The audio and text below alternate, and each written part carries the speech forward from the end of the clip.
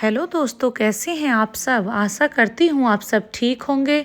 तो आइए सुनते हैं एक और प्यारी सी कहानी, चमत्कारी 5 भाइयों की कहानी। किसी स्थान पर एक विधवा रहती थी। उसके 5 जवान पुत्र थे। पांचों एक से बढ़कर एक। सबसे खास बात कि पांचों भाइयों की शक्लें आपस में मिलती थी, जिस कारण उनकी माँ के अलावा और कोई भी उन भाइयों को ना पहचान पाता था। ये पांचों भाई अलग अलग शक्तियों के मालिक थे। सबसे बड़े पुत्र का नाम था दीनू। दीनू के पास यह शक्ति थी कि वह किसी भी नहर, तालाब या समुद्र का पानी पी लेता था और 5 मिनट तक अपने मुंह में रख सकता था। दूसरे पुत्र का नाम था रामू, जो कि अपनी इच्छा के अनुसार जितनी चाहे अपनी टांगों को लंबी कर सकता था। तीसरा भाई था कमल, जिसकी यह विशेषता थी कि वह अपना शरीर बज्जर की भांति कर लेता था। चौथा प्रकाश, जिसे आग में नहीं जलने की शक्ति प्राप्त थी। और पांचवें का नाम था संजीव, जो पूरे 1 दिन तक अपनी सांस को रोक सकता था। पांचों भाई बड़े ही परिश्रमी थे और उनमें आपस में बड़ा प्रेम था। उनका प्रतिदिन का काम था, सुबह सूर्य निकलने से पहले उठ जाते और मछलियां पकड़ते।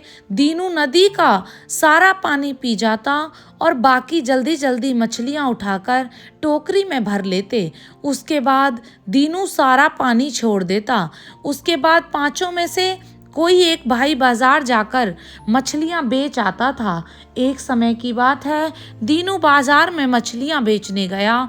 आसपास के मछली विक्रेता देखते कि वह रोज ताजी एवं बढ़िया मछलियां लेकर आता है, तो एक दिन उससे पूछ ही लिया, भाई दीनू, तुम रोज इतनी ताजा और बढ़िया मछलियां कहाँ से लाते हो, हमें भी बताओ। दीनू ने उन्हें सारी बातें बता दी। तो उन लोगों को बड़ा आश्चर्य हुआ। तय हुआ कि कल सवेरे हम भी नदी पर आएंगे और तुम हमें भी मछलियां पकड़ने में मदद करना। जब दीनू घर पहुंचा तो अपनी माँ तथा भाइयों को सारी बातें बता दी। खैर, अगले दिन सवेरे सवेरे वे लोग नदी पर पहुंच गए और दीनू भी वहां पहुंच गया। दीनू ने उन लोगों से कहा, देखो, मैं सिर्फ 5 मिनट तक ही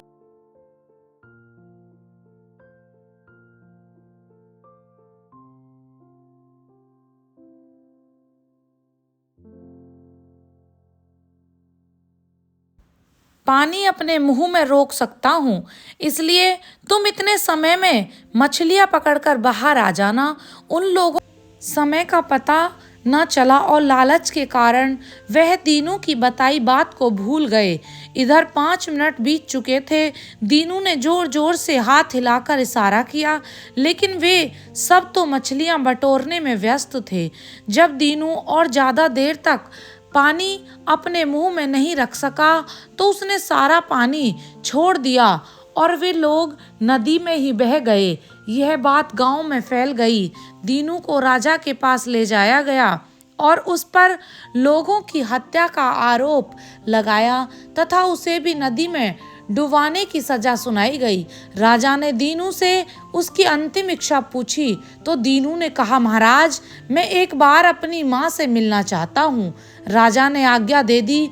अब वह घर पहुंचा और सारी बात बताई तो रामू बोला, भैया, तुम चिंता मत करो, तुम्हारी जगह मैं जाऊंगा। दीनू के साथ पर रामू वहां पहुंच गया। जब राजा एवं अन्य लोग पहचान ही न पाए कि यह दीनू बल्कि रामू है, जब उसे नदी में डाला गया तो वह अपनी टांगें ऊंची करके आराम से नदी पार कर गया। राजा को बड़ा आश्चर्य हुआ। अब तय हुआ कि तलवार से इसकी गर्दन उड़ा दी जाए। इस पर किसी तरह से छिपकर रामू के स्थान पर कमल पहुंच गया। उसने अपना शरीर बज्जर का बना लिया। जब तलवार मारी गई तो गर्दन को तो कुछ न हुआ, तलवार के 2 टुकड़े हो गए। अब राजा ने आदेश दिया कि इसे आग में जलाकर मार दिया जाए।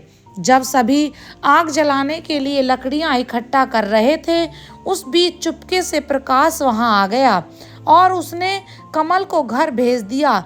जब आग में प्रकाश को बिठाया गया तो वह आग में ऐसे जाकर आराम से बैठ गया जैसे कि नदी में स्नान कर रहा हो। राजा को बड़ा क्रोध आया। उसने सोचा कि शायद यह कोई जादू टोना जानता है।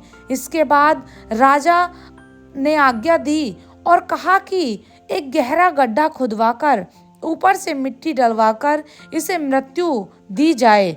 जब गहरा गड्ढा खोदा जा रहा था तो इस बीच किसी तरह छुपकर प्रकाश घर पहुंच गया और सारी बातें अपने छोटे भाई संजीव को समझा दी कि मेरी जगह पर तुम जाकर गड्ढे में सांस रोक कर लेट जाना।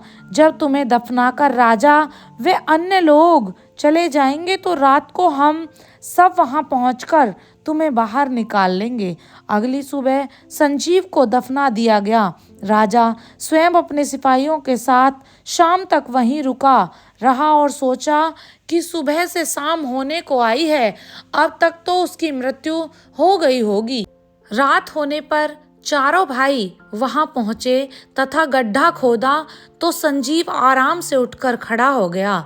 सारे भाई आपस में गले मिलकर बड़े प्रसन्न हुए और उन्होंने अपनी माँ को लेकर वह गांव छोड़ दिया तथा किसी अन्य स्थान पर जाकर रहने लगे। विधवा को अपने 5 पुत्र रूपी रत्नों पर बड़ा गर्व हुआ। तो आशा करती हूँ दोस्तों आपको यह कहानी अच्छी लगी होगी। इस कहानी से हमें यह शिक्षा मिलती है कि अपनी शक्तियों के बारे में किसी को नहीं बताना चाहिए, बल्कि उसे दूसरों की भलाई में लगाना चाहिए। तो bye bye, take care everyone.